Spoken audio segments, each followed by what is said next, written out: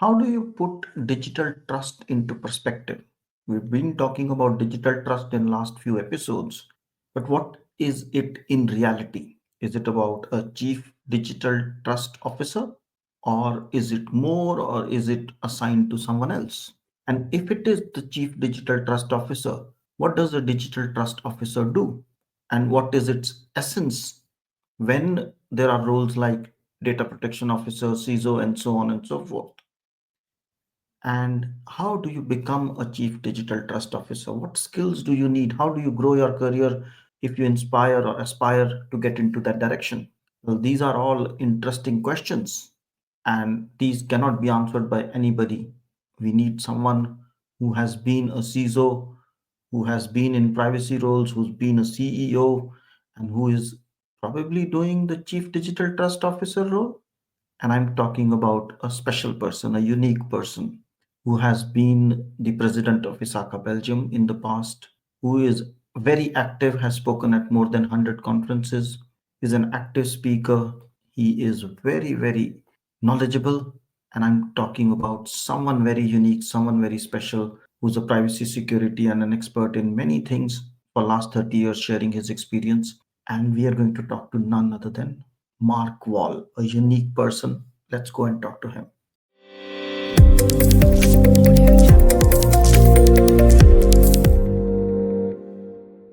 Hello, and welcome to the Fit for Privacy Podcast with Punit Bhatia. This is the podcast for those who care about their privacy. Here, your host, Punit Bhatia, has conversations with industry leaders about their perspectives, ideas, and opinions relating to privacy, data protection, and related matters. Be aware that the views and opinions expressed in this podcast are not legal advice. Let us get started. So here we are with Marc Vael. Marc, thank you so much for being with us. It's a pleasure to have you. Welcome to Fit for Privacy Podcast. Thank you for the invitation. Looking forward to it, but it's great to share some experience. I'm looking forward to your questions. So let's maybe start with very, very basic thing. You're a chief digital trust officer. Mhm. What is digital trust in your view? It's a new function. If I can believe LinkedIn, I'm the third person after somebody in the US and somebody in France. So I'm the third person in the world and in Belgium. It's basically an inspiration from the World Economic Forum and ISACA. So I'm doing for more than 23 years a role in security leadership. Before that, I did IT. And when I was kind of looking for a next level, people when they're a security leader, they always want to go see, okay, what's next? So the logical avenue would have been chief security officer. But then I thought, okay, but that's like a whole different game in terms of changing, adding physical and people to the mix. We already do people, but the physical aspects are a little bit different. And as always, it's a matter of luck and timing. And in the summer, my president from ESCO reached out and said, um, I want to do this in my company, and we need more customer focus. Um, and I'm doing steps. There will be a new person for customer experience, a customer experience officer. And I think he will need a team that's really focused on one of the core aspects. What customers want is trust. Trust in the software products. Can they rely on it? Can they rely on the people? Do they follow the processes? Do they work according to those? And how can we do that? And I was like, whoa, that would be something. And keeping in mind that World Economic Forum was like, So I started rereading all that materials and the ISACA materials as well. And so for me, digital trust right now, it's a track. It's a roadmap. And the roadmap currently is based on cybersecurity towards customers, privacy towards customers, and compliance towards customers. The insight, so what I noticed is when I did my function, it was a mix between a lot of insight. A lot of security leaders are looking from within the walls of the organization globally on 29 topics, 200 tasks, day in, day out. But my approach 7 years ago when I started this function as the first CISO at ESCO was I immediately called into, can you help us with these customer questions? And it was for me so overwhelming, interesting, and empowering. And I talked with the CISOs of all these customers and big brands, big companies that I would never have dreamt in my life to talk to.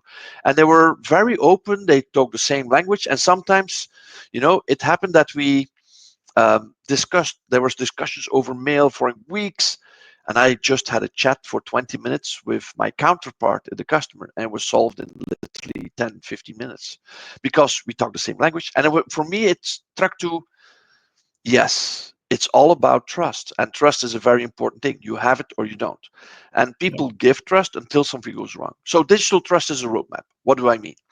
So when I started this function, I talked with the customer experience officer, and he laid out some of his targets, which were very compliance oriented. And I said, that's excellent.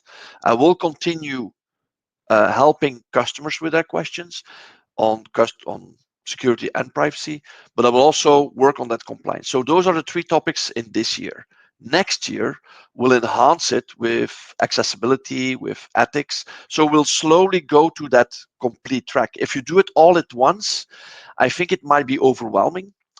People will not understand what the essence is. So it's a building process. So digital trust is a build process based on the foundations of that digital elements. I'm not in the physical. I'm of course linking to people and working with them to create awareness. But it is an essential element to kind of capture that, but build it step by step. I've given myself 3 years to build that roadmap. It's laid out there, so they know what I intend to do, and it was approved. So I'm really honored that they follow that. And for me, honestly, this is the pinnacle. This is the best thing I will do for the rest of my life. That's interesting. I see you're motivated and driven and inspired. But let me ask you a question. You talked about privacy, security, compliance, and eventually ethics and other dimensions that digital trust would explore, and also customer satisfaction or customer journey. Now, Mm, for all these functions or all these dimensions or topics, there is a person already. For security, there's a CISO. For privacy, there's a DPO or CPO based on who you talk to. For compliance, there's a chief compliance officer or chief risk officer. Ethics, there's an ethics officer. mm. So, how does this function of digital trust officer work or chief digital trust officer work? I mean, can you walk us through Yeah, the life yeah. of a chief digital trust officer? Well, and you put it correctly. Yeah? So there are people taking that role now. In certain organizations, that's absolutely true with a staff and a team around it. Some companies don't have that. When I Right. started 7 years ago, I was the first person ever to be hired. And the main reason the CIO told me at that point in time was, I'm hiring you because I'm fed up with all the discussion with sales and with other people and R&D about who's going to answer these questions because everybody's looking at each other. So you're the answer. And by the way, if something goes wrong, absolutely we count on you to solve it, of course. But I was under the CIO. Now I'm under the Chief Customer Experience Officer. And Hmm. so that changed the whole dynamics. So yes, you're right. We have still these functions in house, but they're now reporting either to me or they're sitting at the level where I can count on them, but we work together. So the dynamic of the digital trust officer is that you coordinate and you work together in a team with people who are experts in the field. I have a DPO who's a real expert globally on privacy. The CISO team, actually the global CISO, is sitting at group level. And so I was a security leader in this team, but I still work with him, and they're really focused on the insight in terms of, the awareness, the network security, the application security, everything around the internal. I'm looking from a security point of view of the external. So for me, the digital trust officer today, and I'm saying today, can change in a year, but in today's name, is that bridge function between what customers want from a trust, translating that to those different functions. Either to say, I confirm, good job, or we have some additional things that we have to add, or we have something, but we have to notch up a little bit the level because the expectation is becoming higher. Actually, interestingly enough, in the last 7 years, the last 2 years, I've seen an incremental increase in requirements, security requirements, privacy requirements, trust requirements. They don't call it trust, but actually it is. And I think we're one of the companies where we got it. Our president got it. My chief customer experience officer got it because we want to make sure that the customers, it's a business to business organization. It's different from a B2C organization, I admit. But in a business to business, we have also very important customers, and we have to acknowledge and listen and accept all the different levels. Now, it is a very broad sector. There are multiple sectors, but the regulated ones, pharma business, where we talk to, for example, yeah, their levels are so high in terms of expectations, in terms of evidence gathering, in terms of auditing, that I work with quality management. I work with our cloud operations team. I work with our support teams. I work with the product teams, but I also work with the security teams. So for me, the digital trust is also not something that's linked to IT only. And I think that's a game changer for me. Since January, I report into a role where I feel that I have a bigger spectrum, and it's also recognized as value added, not as a cost factor. It's not something sitting in IT somewhere, you know what I mean, kind of doing the job. And, Mhm. as long as nothing happens, people wonder, are you really working? Because everything works. And if things go wrong or there's something happening at the customer or at the supplier or in the world, they're like, could this happen to us too? So these questions still come to me, but it's in a different context because I'm now talking, and it's hard work, talking with salespeople, with all these people together. So in that sense, digital trust has a different vibe. It's coordination to the next level, but with respect for the internal teams, because you don't want to overload them with too many requirements or too many new things. At the same time, you want to have respect for the customer, but as we say, the customer is always the king because ultimately it's thanks to customers that we organizations live, but they're not Yeah. the emperor, meaning that we have to be careful that they don't overset their boundaries in terms of requirements. That does make sense. Now, I like to pick on something you said earlier and allow me to do so. You mentioned the return on investment aspect, Mhm. that nobody comes in, you are not a cost center and you're delivering value. Yeah. Absolutely. No doubt about it. Even a privacy professional, a security professional, risk, compliance, all of them deliver value. But in terms of initial situation, when they're looking at putting in a digital trust officer, how do they see it? I mean, of course, there are two scenarios always. One is this happy go scenario. Somebody is inspired and they say, let's hire a chief digital trust officer, easy one. But sometimes they are not. So, how does the process of return on investment on this function or this department go in?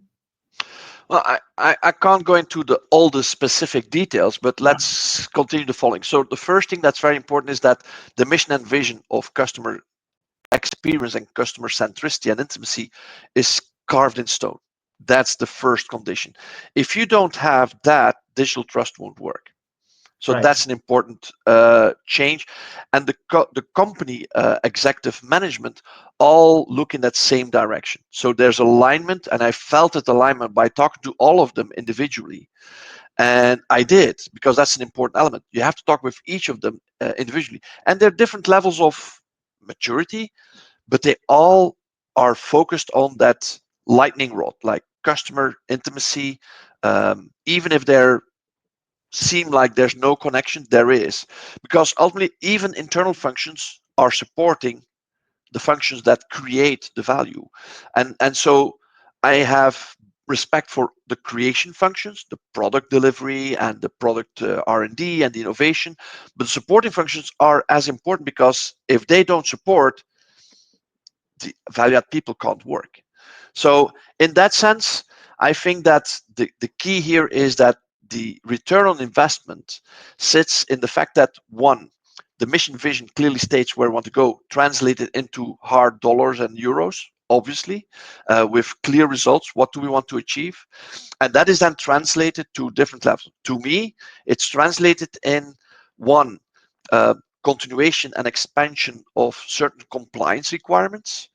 Two, internally, because certain compliance requirements are not there yet, customers come and ask a lot of questions. Last year, to give you an idea, I had around 170 customers, each asking some questions, but over total, it's around 7,500 questions in 1 year. Hmm. That is a lot of what we call in Japanese muda, in quality management, waste, Yeah. meaning that's a lot of effort and time spent, valuable time, essential to keep the trust of that customer, but maybe there are better ways to handle that. So one of the targets is to bring down that number, not of the questionnaires as such, but answering them by sending them these compliance requirements. And that might enable us to save time on the inside of people who are extremely valuable as well, to make sure they can focus on their core mission and not be, I wouldn't say distracted, but not be sidetracked on these repetitional questions, because of those 7,500 questions, of course, there are duplicates in there. But the Mhm. point is, we want to avoid that. So we will always have questions, we will always have audits, but bring it down to an acceptable level. And that rings a bell probably to you from a risk perspective. It's also bringing down that overload in compliance to an acceptable level so the people inside can continue to work, is one of the targets. So yes, it's bringing value by lowering the overload in compliance requirements, which have to be done, but handling that in a strategic manner. So that is part of the ROI. Another one is clearly related to, yeah, of course, let's make sure that there are no incidents, no events, nothing going wrong. That's of course because if that impacts customers, they're either going to ask for discounts or for disruption of contracts. That's of course the ultimate sanction. So that's absolutely priority as well. So we're keeping our eye on the ball in the terms of making sure the best service for the customers, but at the same time make sure that when they ask questions that we bring down that level of energy sidetracked on things that are repetitive in nature, and that we say, wait, there's a standard or there's a framework or there's a certification or a reporting framework for that. So those are the tracks I'm working on, and that is clearly translatable in hardcore dollars and euros. Absolutely. Now, there are usually two segments of companies, very broadly speaking. One who can afford multiple people, so we call them thousands of people company, so number of employee count. And then those who are looking to optimize their different roles. So is it feasible in your view? Of course, the big ones who can afford people, they will have all the roles that we talked about, the DPO, the CISO, the CDTO, and everybody. But for the small or mid-sized who are struggling in terms of the financials to invest into these areas because they don't see it really as a value, let's put it like Yeah. that, because Mm. usually a small company of 100 people or for 1 to 50 people will not say, let's have a DPO, let's have a CISO, let's have. So can they find a solution in this context? Say, let's hire a chief digital trust officer who would do privacy, security, and everybody, of course, not by himself or herself, Mm. Yeah. maybe having 1 or 2 people underneath, or three, one privacy expert, one security, and one compliance. Is that an idea that can work, especially for small or medium sized companies? I think your question is right, and it's something that we're looking at too. It's impossible with the current evolution of regulations and technical evolutions, and also the people's interest, and having enough people who are smart and passionate about what they do, to have this in place in every company. Won't happen. So one of the avenues is automation. And even where we also look at investments in a smart way and make sure that the right person at the right place, but we can't handle everything consistently with people only. So Mhm. one of the elements that I think is an important track in your strategy is automation. Automation in Yeah. compliance, automation in the requirements handling, in consistency and answering these questions. We have a tool for that. Just to make sure that if I'm not there, somebody else can really do that and take over. that role and make sure that that continuity in the quality of answers and data and information given to customers remains the same or even gets better. So I think, yes, it will be always a human aspect, even despite all the AI and AGI predictions. I think the human is still the person, and companies are not companies. Companies consist of people, and people talk to each other, and either you trust each other, and then it works, or there's some kind of mistrust, or it's a little bit, fight mode, and that doesn't take forever. At a certain point in time, one or the other part will say, "That's it, I'll give up," and that's not good. So I don't believe in the model of it's organizations. It's about people, and people should trust each other. Companies, well, they're entities, they're legal constructions. It's the people inside the companies who work together, but who also work with suppliers, with customers, and ultimately with other stakeholders to make sure that it works. Now, that automation track is an important element because that helps us to focus on the core. I said just a moment ago about the repetition of questionnaires. Well, that's something that there's automation possible, but you always have to be vigilant that it's like Pareto, 80% correct, 20%, maybe you need some twisting and making sure it's correct. So it helps to make sure that even companies who can't afford, 5 people for 5 different functions, to make sure that they can rely on that track combination with human intelligence. And it's about human intelligence, human experience. I could not do this job, honestly, 5 or 10 years ago, because I've learned so much in the last 5 and 10 years and even 20 years that I now feel at the moment where I'm mature to start it, but I'm discovering. This is a discover. As I said, it's a roadmap, but it's a discovery. What will this entail? What is chewable? What is, what can you, I would say, get as a result? But because it's result driven, and that is key as well. So for smaller organizations, yes, invest in people, smart people, passionate people, but also allow those people to say, I need help by doing some automation, and allow that automation to take place as well, because otherwise it's very hard to keep up to date with all these elements. Plus, an added bonus of automation is it's easier for you to present summaries and dashboards to your management. Say, this is where I am, and no Excel files, no self proclaimed results, but automated. So there's a neutrality or an independence in viewing where you are in your track towards completion of your results. Okay, that's very well said. I think automation certainly can help small and medium sized and any sized company perhaps, because there are more inefficiencies as you grow and then you need to Mm, take care of. But it points me to another question which you mentioned, saying 5 years ago you couldn't do it, and the 20 years of experience you have had, or 20 plus years of experience you have had, allows you to play such a role. mm. So if someone is aiming or inspired to become a chief digital trust officer, can you give some guidance on what drives a person, what kind of skills or the career path they need to have? Oof. That's a very good question. I don't think it's a career path per se, but it's a kind of an evolution where you go through. So in the beginning, I was also interested in the technical details and went for it, and I want to understand how things work, how were the firewall rules working, how did network security worked, and you, based on what you like most, you go in that avenue a bit more than all the other things while keeping tabs on that. But you find yourself like, ooh, I like more application quality management, or I like this better, and you try to go in that direction if you have the opportunity to do so, because of course, yeah, not everybody gets the opportunity to do it all by themselves. You have to be given that opportunity by management or by the company itself that offers you that. So it's from a foundational layer, I would call it, where you have to grasp how things work. I think that's key. And you can't know everything.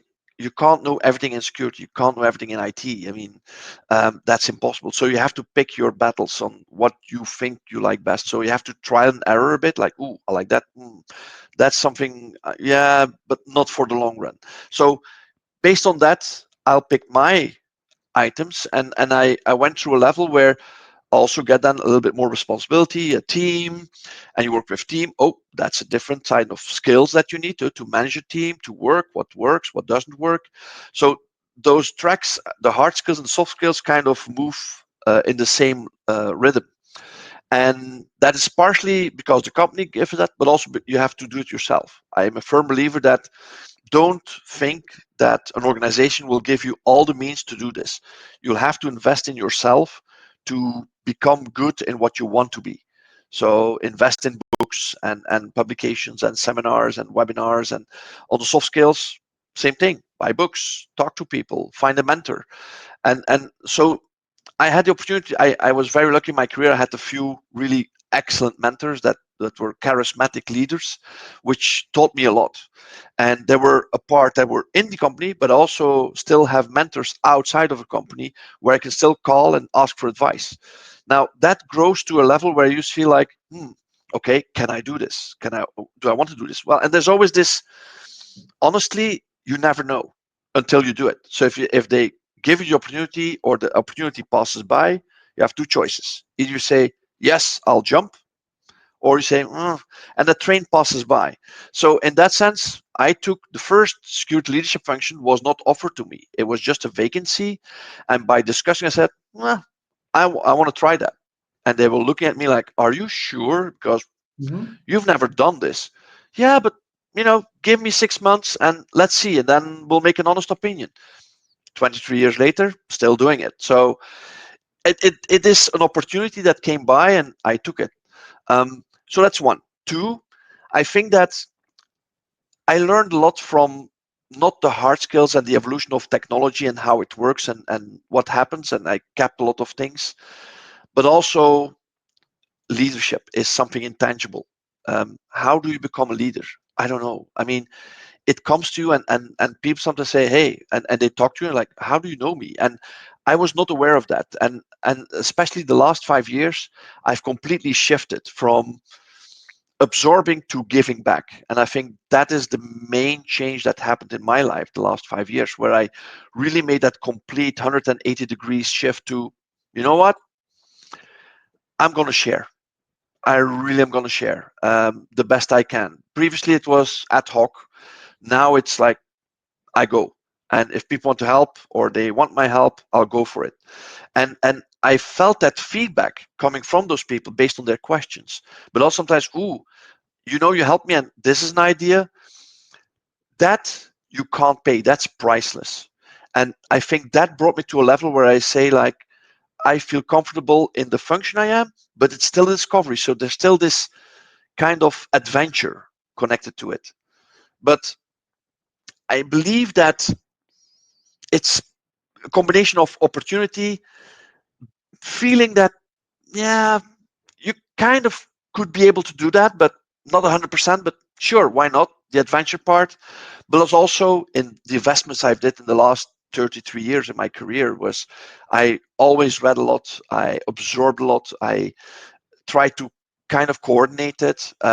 Sometimes giving it back through the community in terms of people, students, etc. So it's that combination. But now in the last 5 years, I don't know, something clicked that made me say, you know what, share. And that element of getting back is such an amazing element. So that is the big change, I think, in my life at the moment. No, I can fully agree with that. In fact, I'm tempted to ask you one more question in that sense because when you learn in this world, in Hmm. this digital emerging tech AI world, sometimes and want to go to conferences and buy books or something, there's so many things to do, so many options. You can do this, you can do that, you can go there, you can do here. So Yeah. you have to consistently make choices. And there's no, sometimes it feels like there's no right choice. Whatever choice you'll make will be wrong because you'll be missing out something and gaining something. Do you ever feel that? FOMO, the fear of missing out. Yeah. I did before 4 or 5 years ago. I did. I was like, ooh, I have to do this. I have to do this. Oh yeah, I'll do it. And I don't know. Somewhere it kind of came to me like I'll have to focus. That focus element is essential. Focus on, you know, throughout this career, I started with everything. I Yeah. knew in the beginning, 33 years ago, I knew literally everything of IT because there was IBM mainframe and that was it. And I knew that machine inside out, the controllers. I saw a lot of observation. It was great. And the more I evolved, the more my attention, my focus had to go more and more fine tuned because it was impossible. And either Yeah. you get frustrated or you say, no, I have to drop certain elements. It was always amazing when in the summer, when I do my cleanup, and there was like the paper cleanup initially. Now it's a digital cleanup. But I go through what topics did I not touch for a whole year. And believe me, it was extremely hard in the beginning to take that to the container recycling park and say, you know what, chuck it away. That took me a long time. And my wife helped me to say, maybe you should focus. Which things do you touch? So it's also people around you say, shouldn't you be kind of focusing on what didn't you touch? Because that stays untouched for a long time. So it took me a while to really chuck a lot of stuff away. And now it's becoming a habit of saying, I'll focus. And what I don't need, I'll drop in terms of topics. And so now I have that focus, but indeed it's a continuous improvement kind of thing where you always have to say, AI, cool, yeah, I know that, I learned that in Lisp, but now it's a complete different world. So wait, what do I want to achieve with that? What are good frameworks? Where do I go to? So Isaka, what do they say about this? Okay, but then also other sources as well. Okay, NIST, what do they say about it?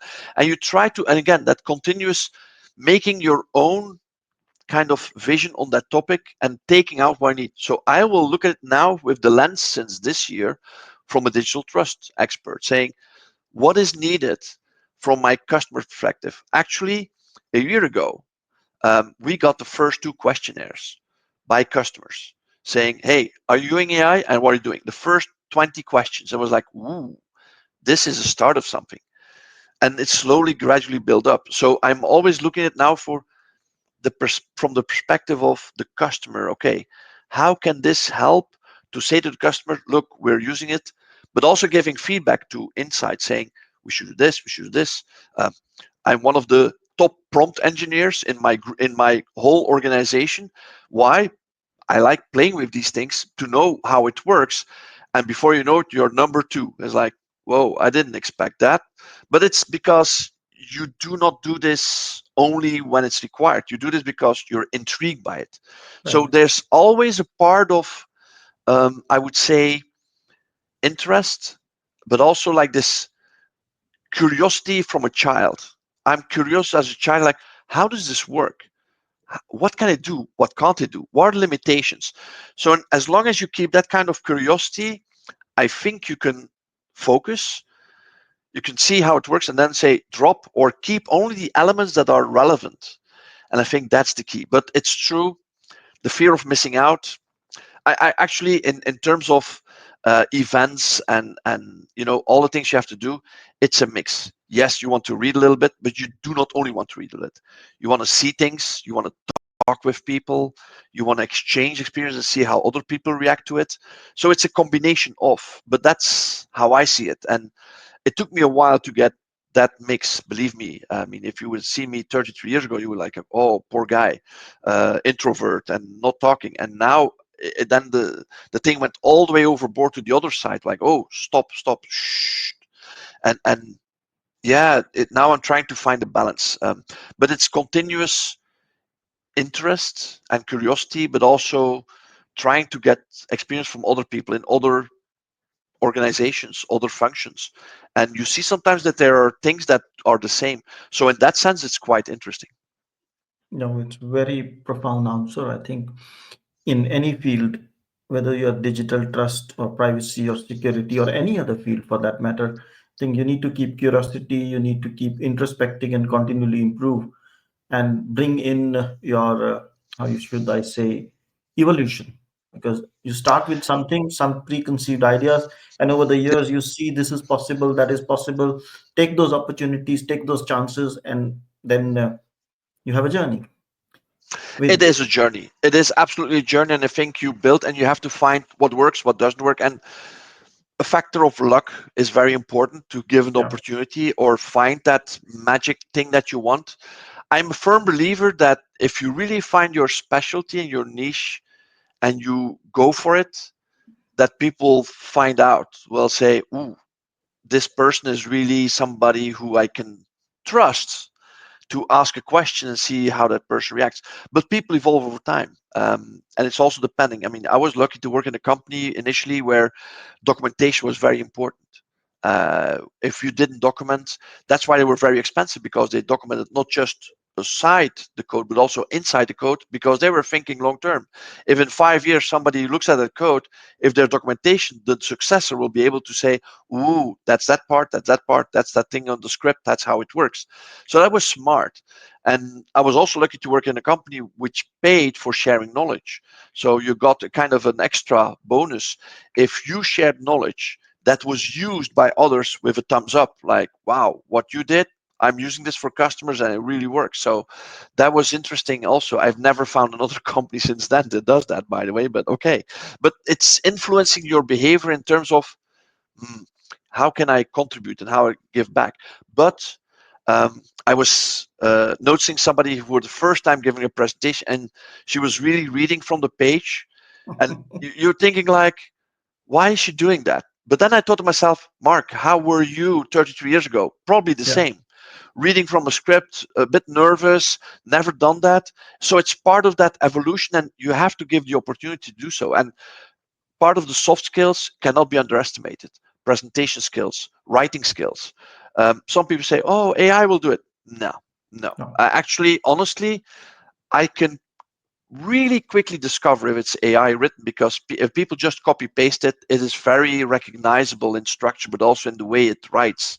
And it's between that to the point and very vague type of thing. I can't put my finger on it, but when I read it, it's like, smells like, looks like. This is done through an AI system without any review. And it's okay. It's a support. It's needed. It does magic things, but you still have to regurgitate and re-sample it and make it tailored to what you want to achieve in your document. So it is that learning curve. And I'm fascinated by it. But I'm also trying to promote people and say, do it. Yeah, but I've never done it. If you've never done it, there will be a point in your career. That's what my mentor 30 years ago said. Mark, there will be a point in your career. You will have to give a presentation that will make or break your project or whatever you do. If it's then the first time you ever present, people are not going to give you the go ahead. You'll have to train, train, train. Every opportunity to train is important. So, yes, the fear of missing out was also a little bit like, I want to use this opportunity to become better in presenting, to be better in sharing my knowledge. And the older I get, the more I do it, the more I try to balance it. Initially, it was like share, share, and woo, 1,000 slides.